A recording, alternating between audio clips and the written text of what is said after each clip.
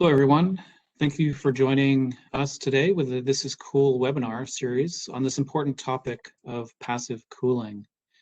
At SE for All, we believe that sustainable cooling is an issue of equity, and really that cooling is not a luxury. Passive cooling offers effective, affordable solutions for individuals, for households, and of course, for communities, as you can see in the picture that's shown on the screen right now. Join the conversation on sustainable cooling solutions on social media with hashtag #ThisIsCool, or go to thisiscool.seforall.org to learn more. I'm happy that we now get the opportunity to go through a new report that just came out, and happy to turn the floor over to Forrest Lewis, who's joined us very early in his day. And Forrest is a research associate at CEA Consulting, who has led the development on a passive cooling brief for the Kigali Cooling Efficiency Program. And he will present key findings of the recommendations for us now. And throughout this webinar, please do add any questions that you have in the Q&A. Once we get to the panel, we'll have lots of opportunity for questions and answers. And so please do add questions throughout. And with that, I'll turn it over to you, Forrest, to bring us through the passive cooling brief. Great. Thank you, Brian, for that very warm introduction. It's wonderful to be here today. My name is Forrest Lewis. As Brian mentioned, I work for CEA, which is an environmental consultancy in San Francisco. And we assist KSEP, which is a philanthropic collaboration supporting the Kigali Amendment to the Montreal Protocol and the transition to efficient, climate-friendly cooling solutions for all. As Brian mentioned, this webinar marks the release of a new report, Not Passing on Passive Cooling, How Philanthropy Can Help Accelerate the Climate Benefits. I had the privilege of spearheading the writing of this report with collaboration from many cooling experts, some of whom you will be hearing from later on this webinar. A big thank you to everyone listed here for your input on putting together this important brief on passive cooling. So what is passive cooling and why is it important? Passive cooling, put simply, is the practice of using non-mechanical technology, design elements, and or nature-based solutions to keep a space cool without using energy. Passive cooling is fundamental to ensuring climate-friendly cooling for all by reducing cooling emissions and helping bring local cooling solutions into the most vulnerable regions of the world. Many passive cooling solutions can be incorporated into building, container, or environmental design and adapted to local climates. These can be simple passive technology additions like external shading or cool roofs, or nature-based solutions such as green roofs and also corridors. These features can drastically reduce the amount of energy used and greenhouse gas emissions produced from mechanical cooling, reducing the heat gain of buildings, sidewalks, and streets, and the resulting urban heat island effect can also increase the comfort, health, and safety of community residents. These benefits are felt greatest by the most vulnerable populations who often lack access to regular mechanical cooling. The primary benefit of passive cooling is seen in the reduction of emissions from mechanical cooling. Globally, cooling accounts for nearly 20% of the electricity used in buildings, and this is set to increase significantly as more countries industrialize in the future and people can start to afford mechanical air conditioning units. Improvements to the building envelope work in tandem with efficient cooling and could provide an additional 1,300 terawatt hours of energy savings in 2050, according to the International Energy Agency. Beyond just environmental benefits, passive cooling can support health, well-being, and comfort, and help meet many of the 17 UN Sustainable Development Goals. This includes improving food security and also helping to improve access to medicine and vaccines through a passive cooling cold chain. Philanthropy is uniquely positioned to help scale passive cooling beyond a business as usual trajectory. In 2019, less than 2% of global philanthropic giving was dedicated to climate change mitigation, and only a small fraction of that 2% went towards cooling-related efforts. More funding and philanthropic effort is needed, considering the magnitude of the cooling problem. Our first recommendation from this report is for philanthropy to support the development of building codes that incorporate passive design elements. Building codes are simply the primary policy lever for increasing the adoption of passive cooling solutions. The levels of implementation and enforcement vary around the world. 2/3 of the 130 billion square meters of new buildings that will be constructed in the next 2 decades will occur in countries that do not currently have mandatory building energy codes put in place. Cooling needs are not often prioritized in energy efficiency considerations for building codes, and philanthropy can play a role in pushing for the inclusion of passive cooling elements in baseline building codes around the world. Our second recommendation is to promote access to cooling through passive solutions, focusing on heat waves and net zero cold chains. Over 1 billion people are at risk from a lack of access to cooling, according to an SE for All report. An equitable passive cooling strategy could include designing passively cooled buildings for social housing, or prioritizing the construction of passively cooled buildings in communities with energy poverty. With urbanization trends, 3 billion people will need new housing by 2030, requiring over 300 million new housing units. While much of this work may take place in low-income countries, cooling poverty extends to regions of some of the wealthiest countries, including the United States. Incorporating green spaces into community design can lower ambient temperatures and provide significant physical, mental, and productivity benefits. Our third recommendation for philanthropy is to raise awareness of passive cooling solutions through awards, challenges, and education. Philanthropy can leverage its resources to work on improving the capacity, education, and training necessary to enforce efficiency standards in building energy code compliance. Design awards such as the Ashton Cooling by Nature Award and also scaling programs like the Million Cool Roofs Initiative can help elevate the narrative around passive cooling and encourage innovative solutions. As an example of the effects of these awards and challenges, Medellin, Colombia, which is featured here in the image on the right, implemented 30 green corridors in 2016. This was a $16.3 million initiative, which involved planting over 8,000 trees and 350,000 shrubs. These green corridors have reduced the city's average temperature by 2 degrees Celsius, decreasing the need for mechanical cooling in many residential and commercial buildings and the associated emissions. The project won the 2019 Ashton Award, which was supported by KSEP. Our fourth and final recommendation is to create financial mechanisms to fund and de-risk passive cooling projects. One barrier to the widespread adoption of passive cooling can be just upfront costs. Even small additions of investment for energy efficient buildings can be a barrier, despite leading to long-term costs and CO2 savings. The early design decisions of a building can determine up to 80% of a building's long-term operational costs and environmental impact. However, short-term motivated financiers do not always see passive cooling as a priority investment. Philanthropy can step in by de-risking investment in passive cooling solutions through co-financing and helping to prove business models that use passive cooling. Two examples are energy service companies that have a focus on passive cooling solutions, or cooling as a service models which integrate nature-based solutions into their basic program structure. Philanthropy can play a pivotal role in elevating passive cooling into the mainstream of climate-friendly cooling solutions. By supporting passive cooling, building codes, promoting access, building awareness, and creating financial vehicles, philanthropy can collaborate with governments, development agencies, and the private sector to lock in passive cooling wins. So those are the primary recommendations from our report, which will be released today, and we'll be able to share a link soon. With that, I'm going to pass it back to Brian Dean to open it up to the panel and share some questions with the amazing passive cooling experts that are on this call. Thank you very much. Great, thank you, Forrest. That certainly sets the stage well for the panel discussion. And for the panel, I'm really happy to say that we do have 5 great panelists here, and we'll be able to hear from them, have a series of back and forth before we get to hear from Xiaoyi Jin from the Kigali Cooling Efficiency Program for her closing remarks as well. So that's the sort of the rest of the stage here.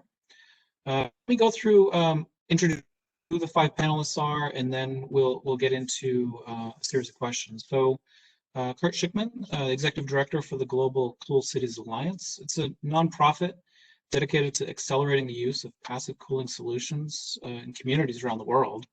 And currently working in over 40 cities. And Kurt has also been able to bring us the Million Cool Roof Challenge, which is really doing great work in terms of bringing passive cooling to many countries that where cool roofs maybe are not even market ready yet, but this is actually helping to make cool roofs market ready in more countries around the world. So thanks for joining us, Kurt. Next is Sarah Ibrahim Eleg, and she's the head of unit at the Sustainable Energy Projects Implementation and Private Investment Promotion at the Regional Center for Renewable Energy and Energy Efficiency in Cairo, where she works achieving the center's goals for spreading the use of energy efficiency and renewable energy across the region. And with her background as an engineer and consultant, so you know she's very solution driven, which is great. Next is Maria Chiara Pastore.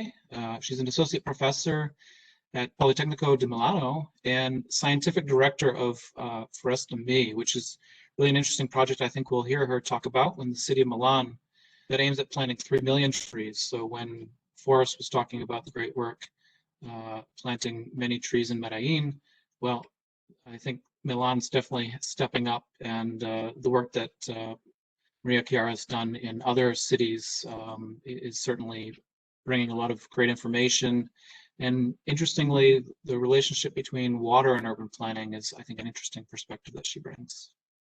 Next is Anna Dyson, is the Heinz Professor of Architecture at Yale and founding director of the Yale Center for Ecosystems and Architecture.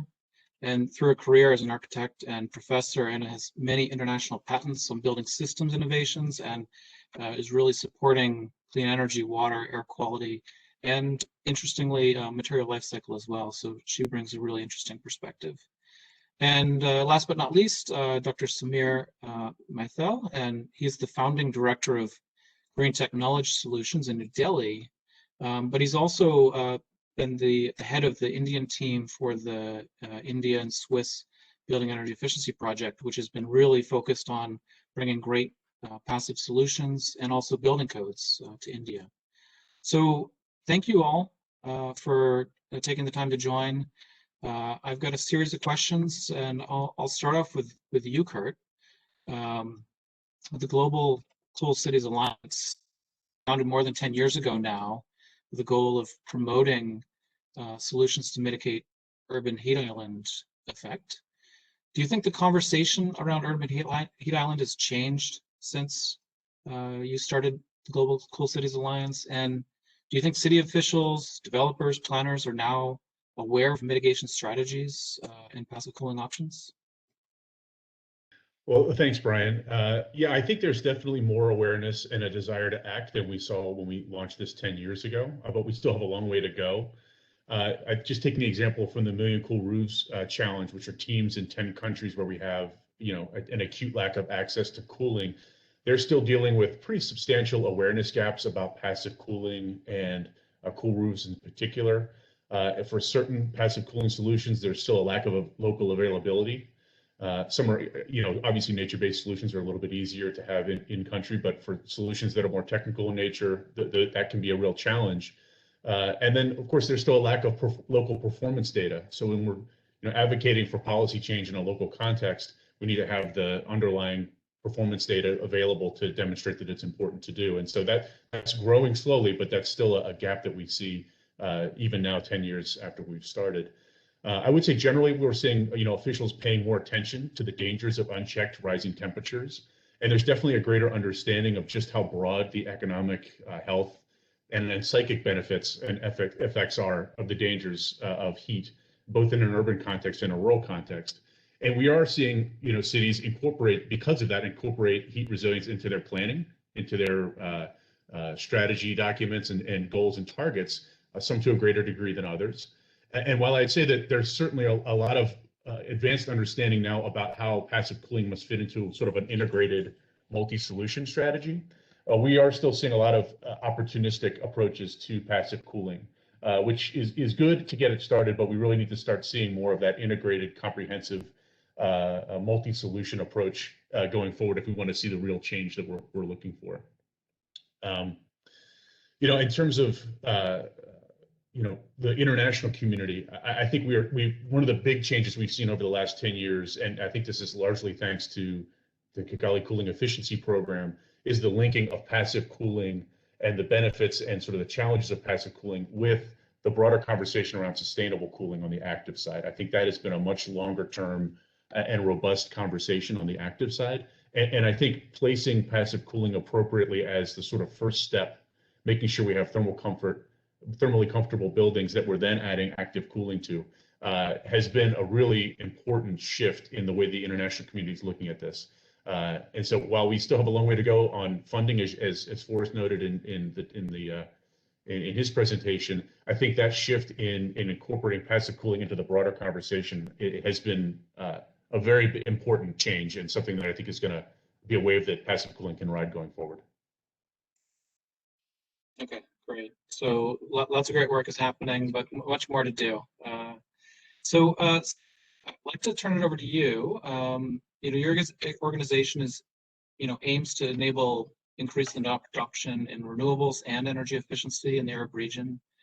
Can you tell us what ongoing activities are and efforts for passive cooling? And, in particular, what is the regional center doing to support it, particularly in Egypt? Thank you, Brian.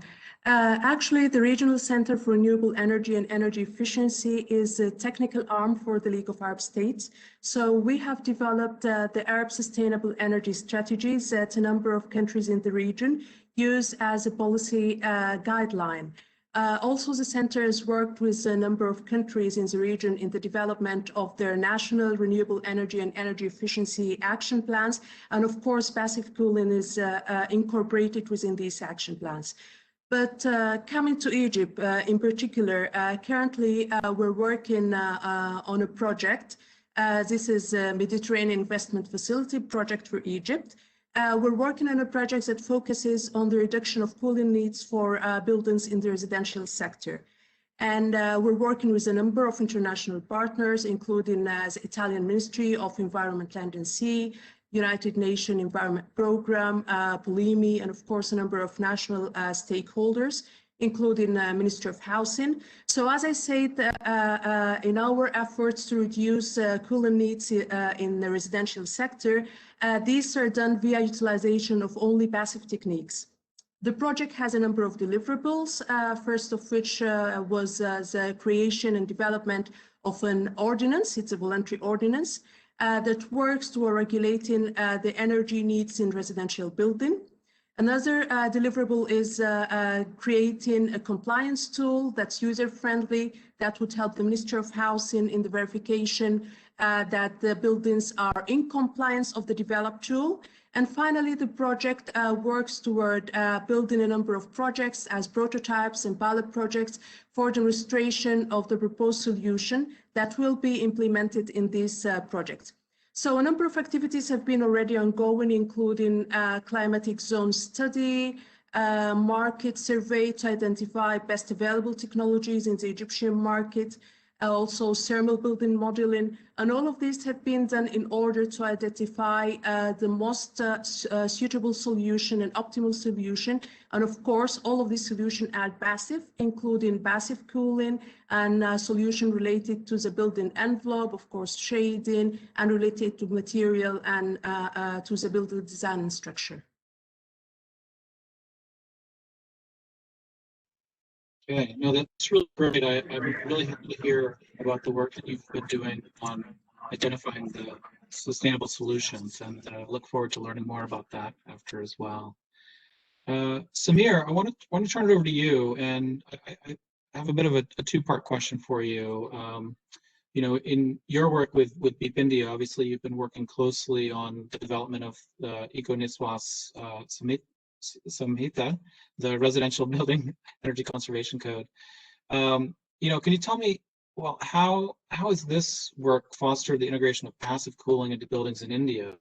And in addition, I've got an interesting question come through the chat that says, does passive cooling work in hot and humid locations? So I'm curious, with your work in India, you know, how do you see passive cooling in terms of ability to work in hot and humid locations, and particularly ones that might have a heat wave and you know, have humid locations as well? So yeah, tell us a little bit about the work on passive in India. Okay. Thanks, Brian. Just to set the context, like so in India, like we have a population of almost 1.3 billion, and almost 95% of it lives in climates which are warm and hot. Yeah, and less than 10% of that population has access to air conditioning. So essentially, almost 90% of the population lives in naturally ventilated housing. And we also know that India is likely to double its sort of residential building footprint in next decade or maybe 2 decades or so. So we are going to construct a lot of new housing. So essentially the challenge before us is that how do we construct this new housing with lower demand for cooling? Yeah, and that was the like idea behind when this work on energy conservation building code for residential buildings started. So essentially we are looking at 2 things. First, how do we reduce heat gains from the building envelope? And second, how do we enhance natural ventilation so that whenever the outside conditions are good, we are able to utilize that air for ventilating or to remove the accumulated heat. So this code was released in December 2018, so almost 2 years ago, and we are just focusing on the first version. Just focuses on these 2 aspects: how to reduce heat gains and how to ventilate. And one of the things which we have tried to define here is that we have defined a residential envelope transmittance value for the envelope. So essentially, which takes into account the orientation, the thickness of wall, the wall properties, the glazing properties, and the shading, all of these together, and then using a simple equation gives a value for what is the net heat gain from the building envelope. And the lower this heat gain, lower would be the demand for cooling. And a value has been set, 15 watts per meter square, which is the value which has been set. So it should be below this. And then it also provides certain minimum insulation on the roof. And then it defines a minimum openable area of windows for different climate regions. It is different to ensure that we are able to get adequate ventilation. So the emphasis here, like one of the challenge in a country like India is to have a simple code which can be implemented, because given that it has to be finally implemented by thousands of local governments, so it has to be simple. And the basic idea here was that at least we are able to achieve reduction in 20 to 25% compared to business as usual construction in terms of cooling demand. So that is about the code. Now I think the other question what you were asking was about how to deal with humid climates. Yeah, yeah. So some of the basic things, like, so we have a large coastal region in India which has that kind of climate. So again, I think in these climates, one thing is that how do we reduce the heat ingress, and particularly roof becomes very important. So either it is essentially reflecting the energy falling on the roof, or sort of a green roof concepts, and so that is one aspect. The second is the ventilation, because generally once the sun sets, there is good outside condition which can be used for ventilating the building. So so those are the basic strategies, and then we can discuss maybe later about. So we have done some interesting work on also, like if in these regions dense housing is coming up, then how can we provide ventilation to each flat in a multi-residential building? So so yes, so there are some interesting work done on the ventilation, increasing ventilation. Thank you. Okay, great. So you know, certainly passive cooling is important in all regions, whether they're warm, hot, humid, and in some cases they can replace mechanical cooling, and in places that are hotter and more humid, mechanical cooling is certainly an add-on. So that's great to hear about. Maria Chiara, good to see you. And we actually have a question that came in through the chat for you as well. So I'll combine together my question and that question for you. Sure. So the great work that I'm seeing that you're doing with the City of Milan to develop an urban forest with 3 million trees by 2030. I mean, that's fascinating. Can you tell us why the city decided to invest in Forest Me and what cooling benefits that will bring to the community? And then the question that came in through the chat was, well, at Ashton, they're working with the Mitigation team, and they're really happy to see the work that you're doing, and they're curious to see how is it that you're able to scale it up? How are you going to be able to achieve the 3 million trees, and what challenges are you facing? Okay, thank you so much for the invitation, and thank you so much, Brian, for these questions. Though I would definitely start by telling us why we decided it's particularly Milano and its metropolitan area are very much entailed with air pollution, particularly because it's a physical topography of this Pianura Padana area, where there is not much wind, particularly. So in the winter time, specifically with the heating condition, in order to warm up the houses, and particularly because of the car commuting inside and outside the city, the air pollution is very, very bad, in a very bad situation. So the city of Milan, together with its metropolitan area, asked the University Politecnico di Milano to come up with some solution that would together with larger policies, as particularly the city of Milano is among the city that is within the C40 network in order to tackle climate change. So Mayor Sala is among those mayors that sign all the protocol in order to contribute to be carbon neutral by 2040.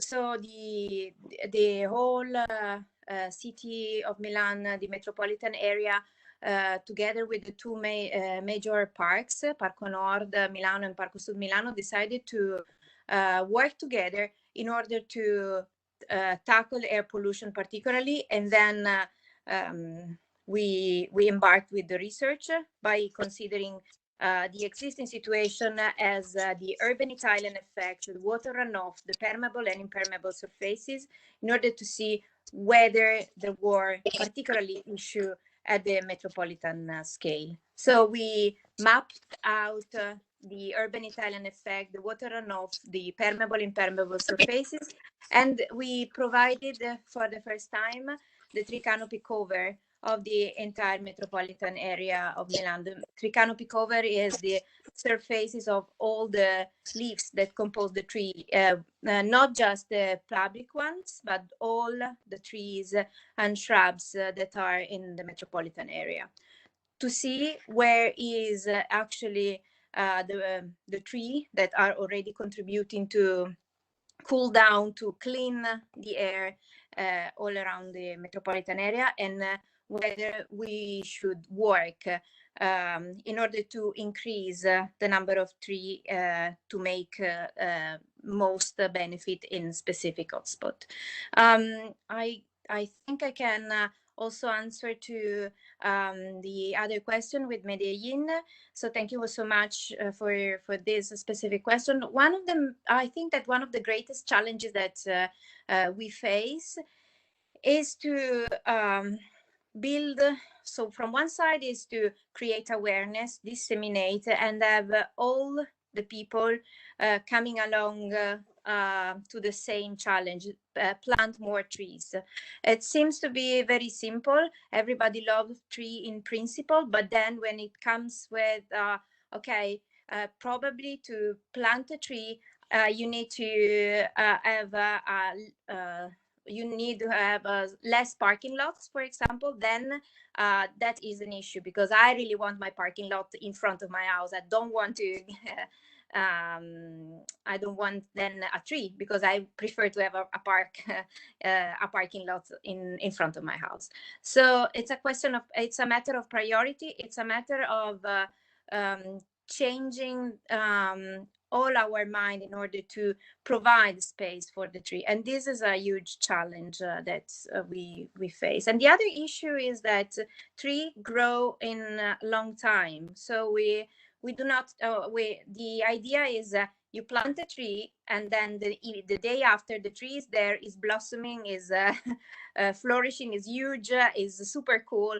And actually, the roots are staying in their place. You don't, the leaves do not fall down. So there is a kind of adjustment that we need to have with the fact that trees are living species, and they take time, they need water. So it's a long-term process. And we are in a time in which all of us, we want things to be done in like a very short-term span, but trees do not.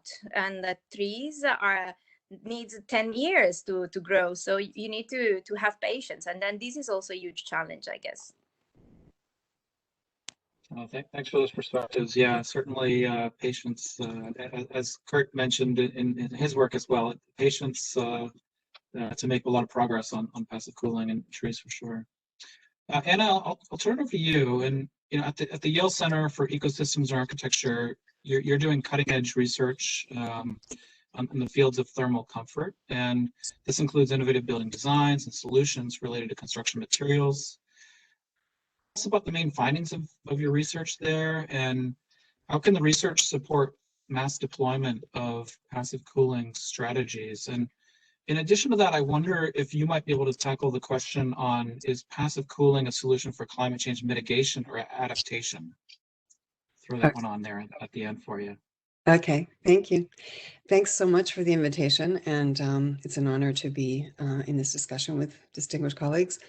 Well, maybe as two sort of overall, overriding principles in answer to maybe all of those questions, I want to echo what Kurt has brought up about the necessity for integration.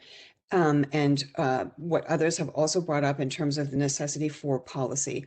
And I think what we've found, really, we work on very large building and districts as well. So we engage in the design of urban design at district scale and also at building scale.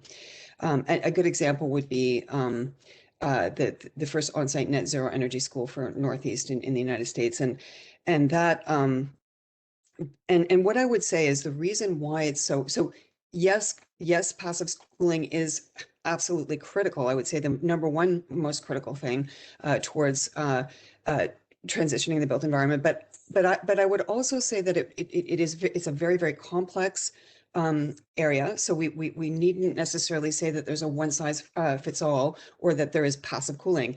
What there are is integrative system strategies, and we need to be working at every scale on the integration between both passive and active strategies, because really to shift built environments and cities, really in districts, is what we're talking about, towards greater energy self-sufficiency, possibly on-site net zero water, et cetera, and energy. We have to look at the nexus between multiple benefits, and we have to look at we have to look at the multifunctional benefits of passive cooling. So there are many benefits, for example, to integrating green, for example, or plants within our built environment. Maria just gave a great example of the interrelationship between air quality and green systems. We can also see, for example, that there's a huge impact on human health and well-being in terms of its providing greater access to populations that are spending large amount of time indoors, increasingly in urban conditions and even peri-urban conditions, towards biodiversity. So how do plants, for example, in the presence of plants,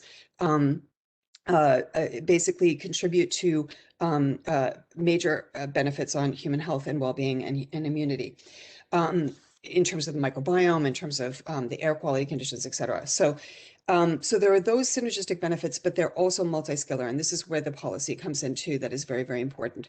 We could just give the example of the hot, humid climates that were mentioned that are sort of have intractable cooling issues in many populations throughout the globe that do not have access to active means. So what happens then, and why the building codes are so important, is it's not just about the individual building, it's about creating districts where we're not cutting off the access to the resource of the kind of where are those climatic flows coming from, what is their intensity, and how is the flow shaping? Because if an individual building or a district gets cut off by buildings that are upstream, larger buildings, et cetera, then they will be disenfranchised in terms of their access both to clean air and also to passive cooling strategies. That would be an example. Other examples, rampant, just the basic choice of materials and the shaping of the buildings will not only affect what the energy consumption profile of a building or the requirements are, but of all of its neighbors. So if we have, if we're choosing materials that sink a lot of energy, right, and then hold on to it at night, for example, in a passive, in a hot, humid climate, we'll have some very serious cooling loads at night that are intractable, that we can't really deal with.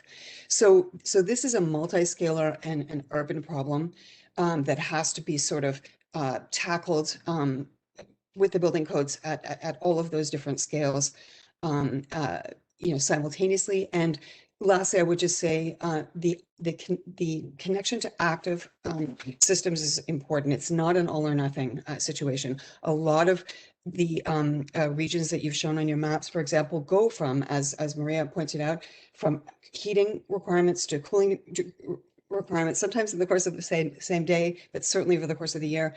And so we need systems that are adaptive and dynamic. Plants are a great example. In many of the colder climates that have both cooling requirements for maybe half of the year and then heating, they drop their leaves largely and allow for passive heating or heat sinking through the trees or let's say urban agriculture or green roofs that then turn from in essence passive cooling to passive heating. So plants even can be considered not just passive, but also they are very active in many, many regards, cleaning the air, changing their morphologies, providing healthy microbiome, healthy biota.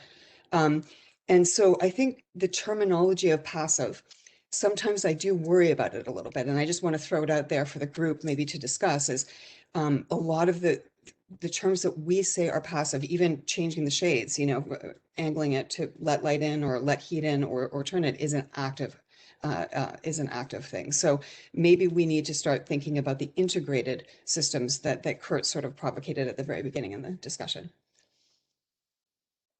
Great. Good to have that provocation for all the panelists to respond to. Going back to India, Samir, I know you've actually been working on some of these issues that Anna was talking about, and curious for your reactions to her statements as well. But also, what do you see as the biggest obstacles for owners and developers in terms of implementing passive designs and sustainable cooling solutions? So Brian, I will more talk about the passive designs and perhaps what I earlier talked about the code. So if I look at that, so our experience of last 2-3 years has been that we have got good traction with adopting some of these recommendations in low, mid-rise affordable housing projects. So there have been projects having thousands of houses which have gone ahead and adopted the recommendations, which are very basic recommendations in terms of choice of materials, having better insulating properties like lightweight concrete blocks to fixed shading, adequate size of windows, etc. And it has been shown that there is no increase in the cost of these.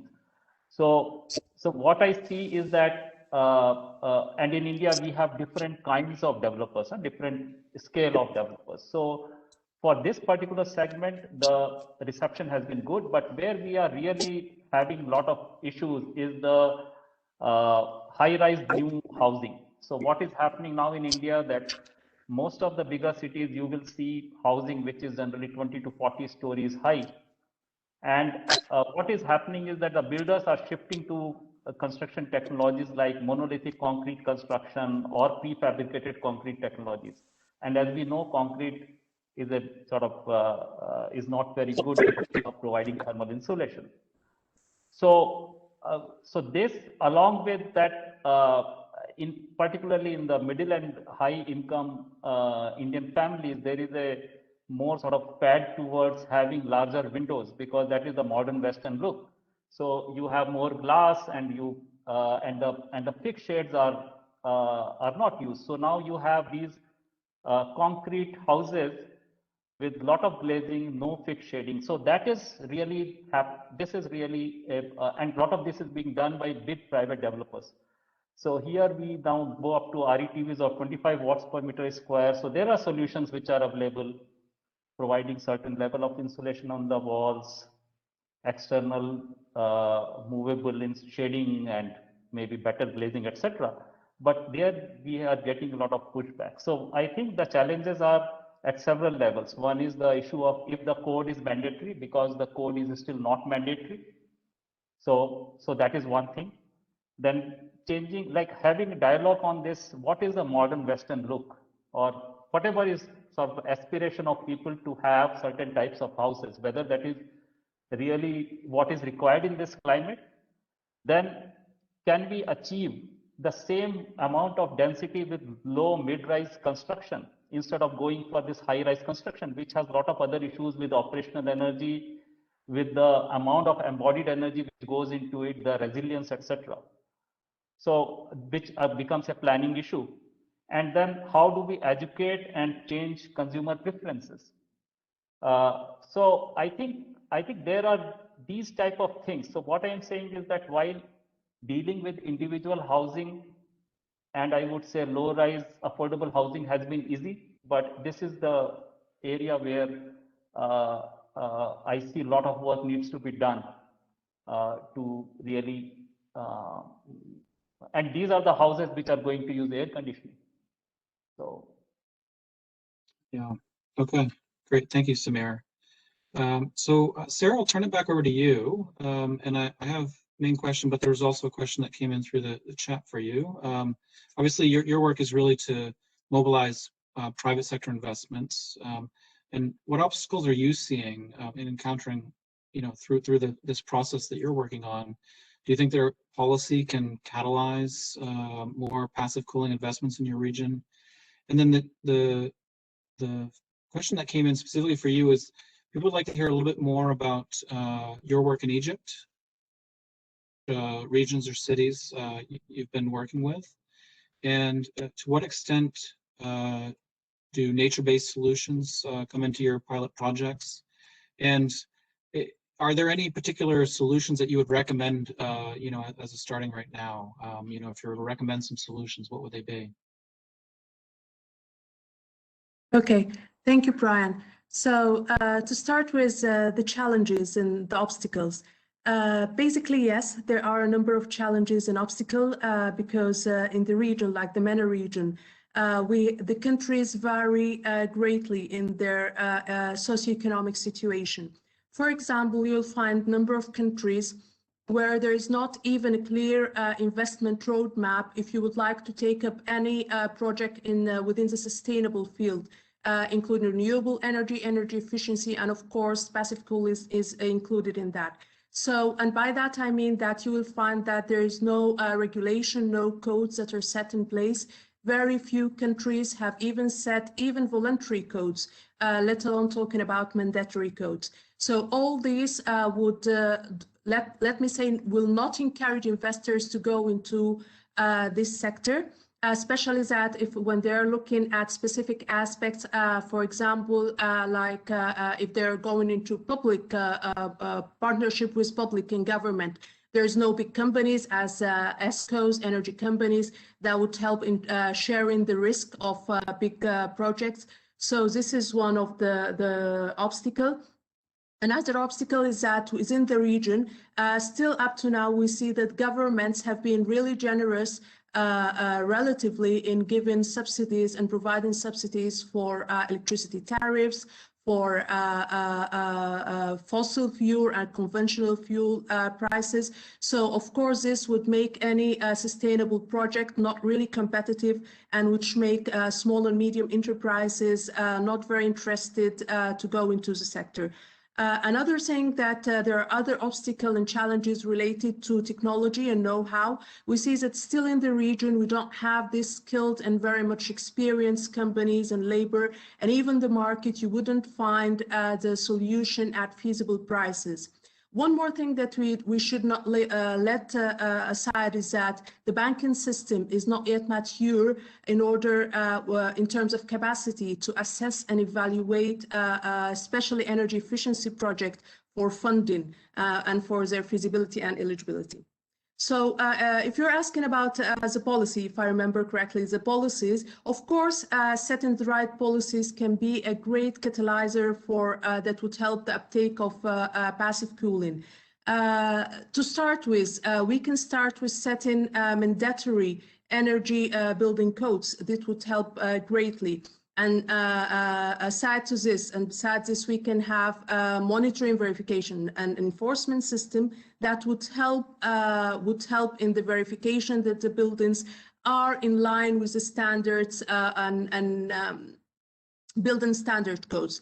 These are the most things that we need to start with. This is the most important thing that we need to start with.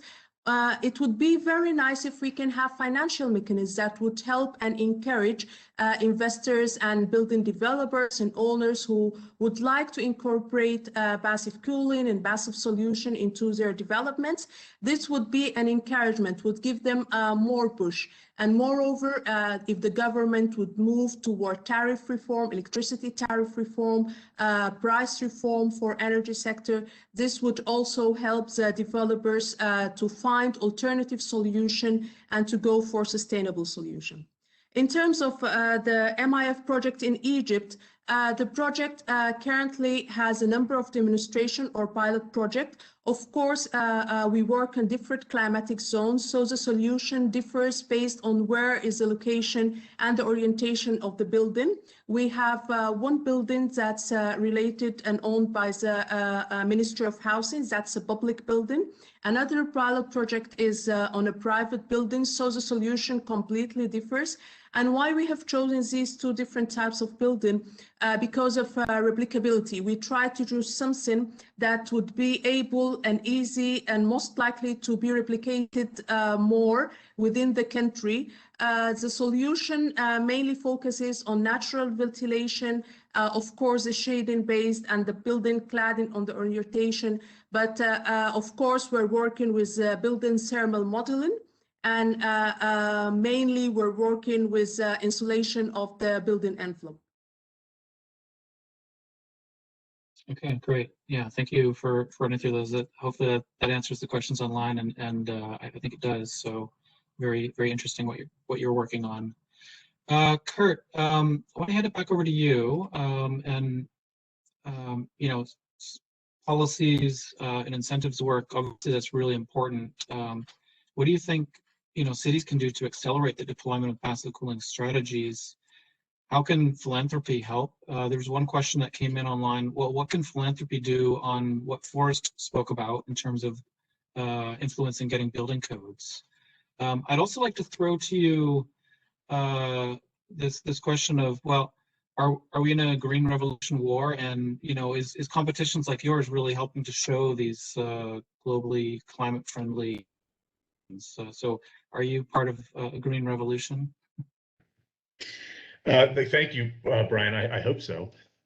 So I think there's a lot of individual policies and measures that we could talk about. They're summarized in a number of really great documents that are out there now. One I'll mention is the primer from World Bank's SMAP program for cool cities. And there's actually a companion e-learning course for that now, which really digs in on some of these policy options. But I maybe take a step back and think about the role of policy more generally here and beyond building codes. I think we have two real needs with policy everywhere, developed and developing world. And the first is really doing a better job of recognizing and valuing the broad set of benefits that we have. I mean, I think we're talking a lot about the impact on energy efficiency of passive cooling, and that's a lot of how passive cooling gets funded right now. But if we really look at many of these measures, even the ones that are integrated into the building, like reflectivity and so on, that's really only about energy makes up about 25% of the benefit. So we've got 75% of the benefit that's out there that's really not recognized in any meaningful way right now. And I think there's a role for policy in shifting that benefit to those that are making the decisions at the building scale and at the city scale, or through building codes and other measures, requiring it because the total value is being recognized, and it's clear that there's a need to require it. So I think that's the sort of first general piece. And then I guess the squishier piece, if you will, is that, we need to make a shift fundamentally in how we view decisions in our cities beyond passive cooling, even beyond cooling, and adding heat resilience as a lens through which we make all of our decisions. We see this in other particular aspects. I can tell you, just in terms of how cities approach this challenge and why they get interested in doing work on heat resilience and passive cooling, the different entry points are quite varied. We have some cities that aren't interested really at all in the energy benefits, but are absolutely focused on, reducing childhood asthma, and they see heat as a key piece. Heat reduction is a key way to achieve that. So I think we need to start to recognize that because there's broad benefits to heat mitigation, that there's a wide set of entry points for folks. So we need to create these lenses that cities are making decisions through, where heat is one of the lenses they're looking through.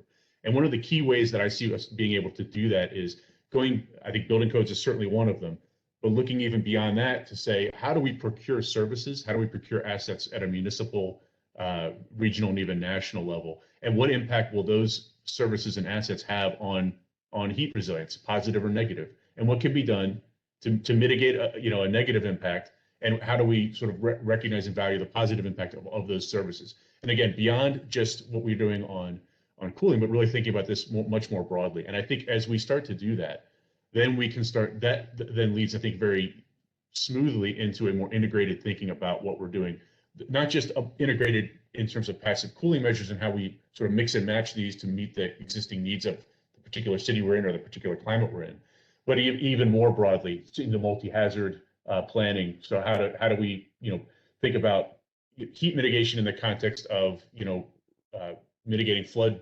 rainwater challenges or flooding and things like that. So I think that's a really key piece that we have for policy. Now, in terms of where the philanthropy comes in, I think the scale of the funding that's needed to make transformative change here is beyond what the philanthropic community can do. But I think there are some very important targeted things that philanthropy can contribute. And selfishly, one I guess I'd say is the idea of champion building at a local scale is really critical. Supporting and through funding, through capacity building, and through a wide variety of other supportive activities, these champions that can then go into their communities and work to develop passive cooling. And those don't have to be community-based organizations. They can be universities, they can be companies. There's a wide variety of different types of organizations that can play this role. And I think philanthropy can, not only in funding them individually, help stand them up and help develop markets from the ground up, which is important, that are sort of recognize the local value, but they also help create a community of practice where these groups talk to each other. And I think that's one of the things, just I guess to touch on the question of the war or the revolution, we're running something called the Million Cool Roofs Challenge, and it is a competition. But what we're seeing is there's much more cooperation going on between these teams. There's much more interaction between these teams, and making sure that they're sharing the best practices, what's worked and what hasn't worked. And that has been, I think that's really where I see philanthropy doing, really great work, is building up these local champions and then connect them to each other so that they can, have a robust sort of pathway forward. The other piece for philanthropy, I'd say, is there are things that, private sector may not invest in that really need to be there to do this right. And some of that is going to be around how we evaluate and monitor changes in our local environments. So sensor networks, those sorts of things, so that we can really measure both the temperature change, but also the human scale metrics that we care about. So we can really see what changes are occurring. And that will then also unlock, I think, additional funding and hopefully start to unlock some of the more traditional funding sources, both through the development banks, through private funding, and then frankly, increase the interest in credit rating agencies in valuing some of these resilience measures as part of how cities are preparing for future challenges and recognizing that in credit risk assessments and so on. So I'll leave it there, but thank you for the questions. Great, thanks, Kurt. Maria Chiara, I'll head to you to get a little bit more of the experience that you're seeing in terms of actually working with the cities. And in your experience, are the thermal benefits of nature-based solutions starting to be understood by city officials? You know, do they think that it's needed to support, you know, are those benefits actually needed in terms of supporting deployment at larger scale? Also, one of the questions that you may have seen come in through the chat as well is, you know, do the cities actually understand that the young growing trees can provide so much CO2 reduction as well, particularly compared to old trees? So what are your thoughts on what the cities are seeing and feeling and understanding? Yeah, thank you so much. This is a very good question, because the first thing is we really need to build up a solid, understandable data set. So from one side, we know that trees are good, but then there is a huge literature that, and we found amazing research that show us the benefit from the quality of life point of view, from the health point of view, from the obesity point of view. So we, from the cost point of view, so we know that trees, for example, cool down cities, and so you need less air conditioning, for example. So this information are there. We have been researching and providing all the data and information, but the first thing is that they are not yet so much disseminated so that people know about that. So if you do not know, you also do not ask, and you don't want to have this kind of change. You don't want also the money that the city and the government put on this kind of market if you do not know exactly the benefits. So from one side, we need to have more information. And to the point of view to the city official, also there is a huge part of dissemination that needs to be done in order to see what are the effects, so to provide the data and information. And also from the other side, to provide data information that also can change the budget, because generally speaking, for example, nature-based solutions are into the basket of nature, environment, and this kind of money that the public official, for example, in the city of Milan, is the greenery that provides the kind of money. But if the benefits are coming also in terms of health, why not having the health system also providing some of the money for the green system? So it's also a matter of dividing again the benefit into the different sectors, and not considering the sectorialization of competencies, but also to consider that trees are a benefit that are transdisciplinary, and so the money that can come from the different system are diverse. So it's also a matter of priority. It's a matter of providing information and also seeking the different money coming from the different sectors. The other issue that I would like to stress is that it's really, really important that we do not consider public and private as two different parts, but we need to consider that we all need to provide these data and information to very targeted audience, but to have the different stakeholders all aligned to the benefits. So because if you have a political agenda very much into the green system, but then the citizens that do not really want the change and they are very conservative on the premises, there's an issue. So you really need, one of the effort that we're trying to make is to have the public sector, the private sector, the citizen, the different institutions, public and private, aligned in order to have everybody on the same page. So this is a challenge. We need to have more trees. What we need to do to raise money, to provide space, to provide a different governance, and to know that we really need to seek for that change. Otherwise, it's very, very hard. And also, it's a matter of scale. One huge city such as Milan has more information, but if we go to a smaller city, those information are less evidence. So there is also an important job that needs to be done in order to provide the same kind of information and spread it all around a small city, large network, and to build up this change. And also, I guess that this can help asking for the other question, so to how to scale it up. So to scale up, you really need to have all the stakeholders aligned, but also you need to provide the information, data, evidence to this change to very, very diverse audiences and to the different levels. Okay, great. And I think that leads in nicely to my last set of questions for Anna. Anna, what do you think needs to change for developers, owners, planners to accelerate the deployment of passive cooling solutions? And a couple of interesting questions came into the chat. That one is, does passive cooling actually hurt energy use in buildings in the wintertime? And the other one is, what would you say about energy modeling in terms of construction materials and the design aspects of buildings? Thank you. Those are two great questions, and I do want to reinforce that I think one of the most important thing does relate to this competition issue. I think we've seen with the pandemic the power of comparative metrics. We can also see how they can be used in nefarious ways. So data is dangerous. It can sometimes shame I think regions and countries that might not have the wherewithal to mobilize. But then on the flip side, there's we can see how, for example, cities like Addis Ababa have had much greater success than New York City with its Million Trees movement to mobilize and really effectuate change. I also think that we're talking about, when we talk about cities, codes, we're usually talking about municipalities and then countries and then states. But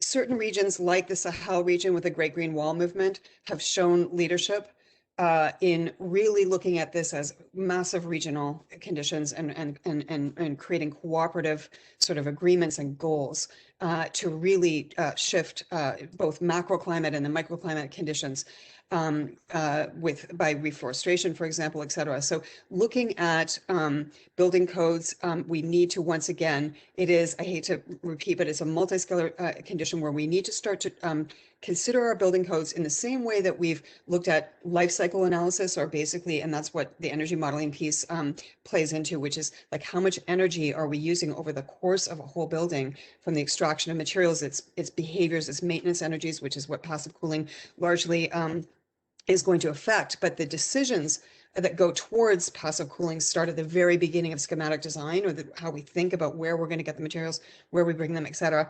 And so we need to have buildings that are really also including the regional ecosystem services and the whole sort of macroclimate within which buildings and cities sit. So our building codes have to, in a sense, be transnational. They have to be more international. We have to start looking at cooperative agreements.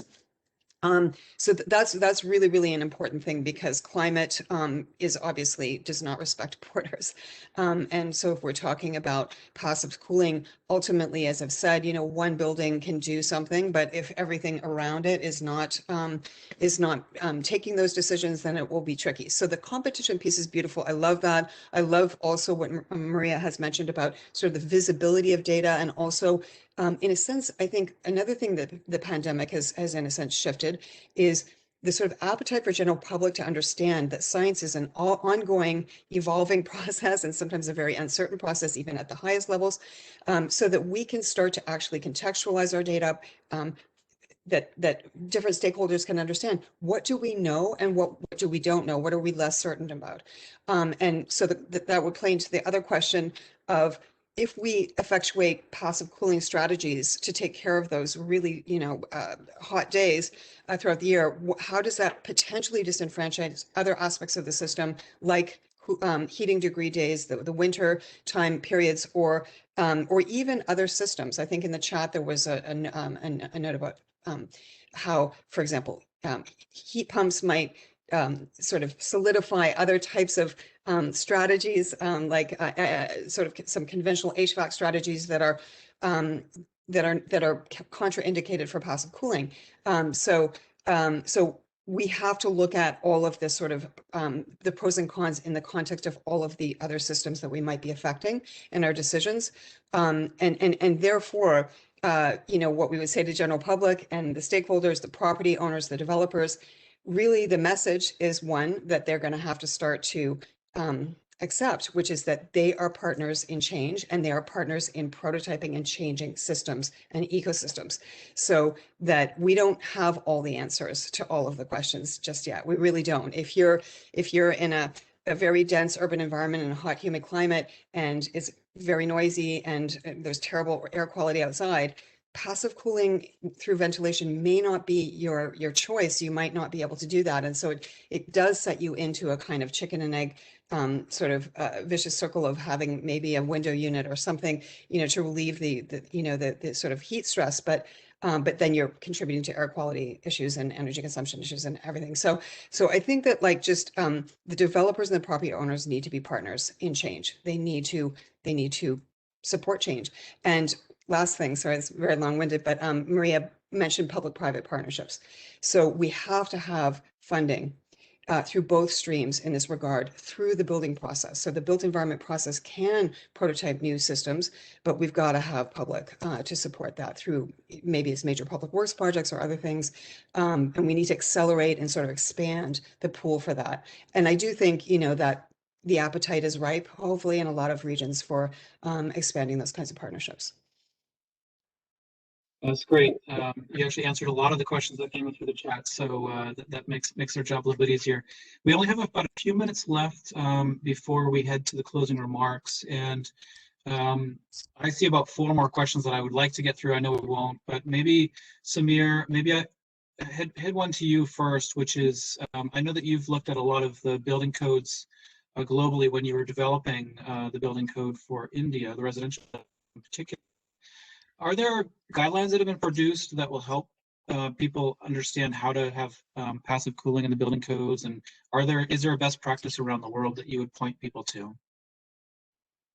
I think, yes, it is possible. Like when we were developing this, we looked at some of the earlier work done in Singapore and some of the other places that helped us with this. But I think particularly if I look at the developing countries and the sort of tropical countries, I think it is possible to develop guidelines which would be helpful, because otherwise, like, there is a lot of everybody has to go through a certain process, and I think it would be helpful, particularly for these hot regions, because a lot of work has earlier been done more for cold regions, not so much for hot regions. So yes, so that would be helpful. Okay, great. Sarah, a question for you on essentially the just transition. Where do you see passive cooling in terms of supporting a just transition in the Arab region, in particular, hot location? I actually see that this is a way that we need to go forward, provided that we take serious steps in setting in place building energy codes. This is the first thing. We need to fix our policies, and if that is being set in place, I think this would be greatly popular within the region. Okay, great. And Kurt, just a short one for you before we hand it over to Xiaoyi. What do we do about the pre-existing spaces, the rooftops, bus stops? How can we use those in our cool cities, in our passive solutions?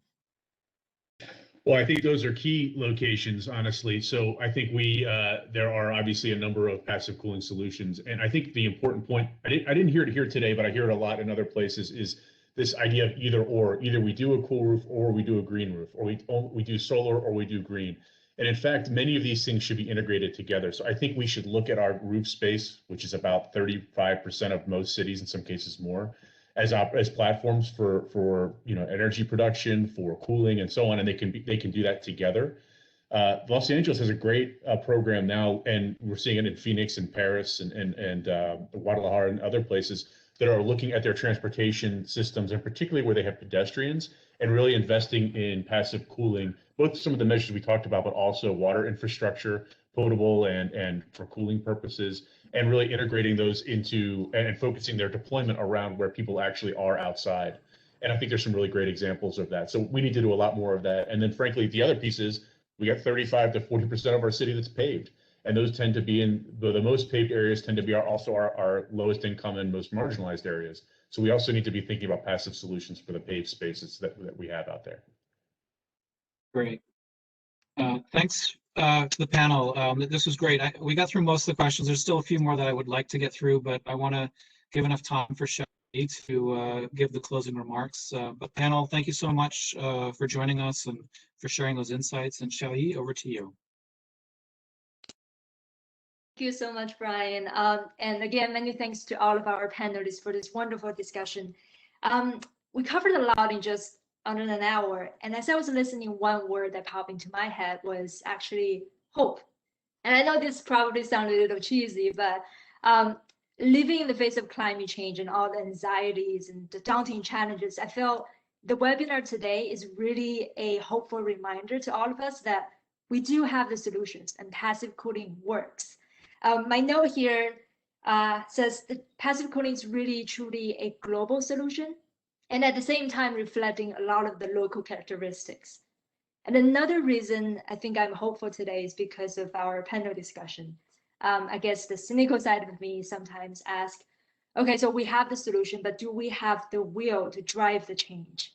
What we heard today from all of you panelists is a resounding yes. And it's a yes, not despite of, but because of the challenges that you all discussed today. We know that deployment at scale and integration is key. And to get it faster, further, we really need to do it through a concerted effort. We need to do it together. This is why K7 partners are supporting the Race to Zero campaign led by the COP26 high-level champions. So this is a global effort to form a master plan around which civil societies, governments, and businesses can unite ahead of COP26. And as part of that effort, last year in December, a first ever pathway to net zero cooling was launched.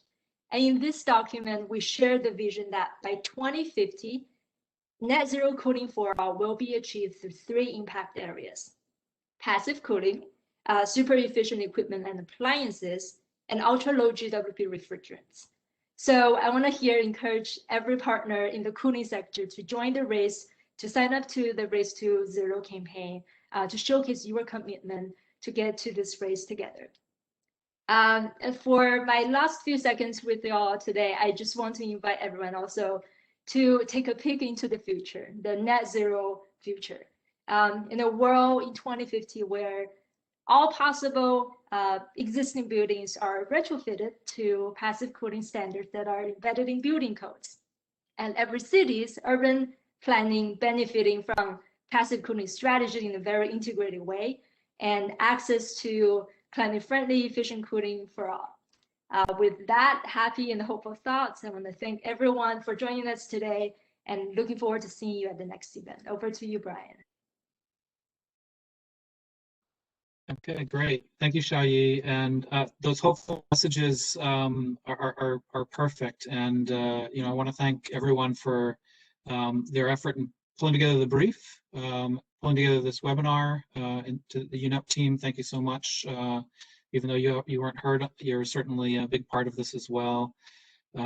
So I think with that, thank you to everyone who is joining, and please join the conversation online with This Is Cool hashtag and social media, and please do share more about sustainable, climate-friendly solutions for cooling. Thanks again. All the best.